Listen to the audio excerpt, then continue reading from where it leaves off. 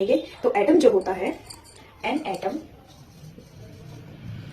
Is the smallest, atom जो होता है वो स्मॉलेस्ट पार्टिकल होता है। किसका पार्टिकल होता है?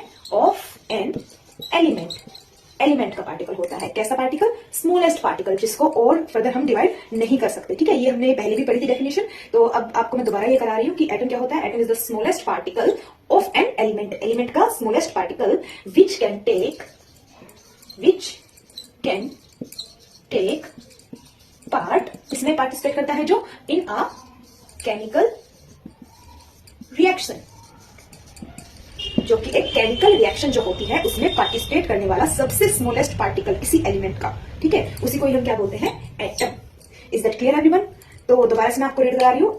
N atom is the smallest particle of an element which can take part in a chemical reaction. कोई भी केमिकल रिएक्शन प्रोसीड होती है तो उसमें जो स्मॉलेस्ट पार्टिकल होता है एलिमेंट का, उसी पार्टिकल को हम एटम बोलते हैं, और इसको हम फर्दर डिवाइड नहीं कर सकते क्योंकि ये सबसे स्मॉलेस्ट पार्टिकल होता है किसी भी एलिमेंट का, या बोल सकते हैं किसी भी मैटर का।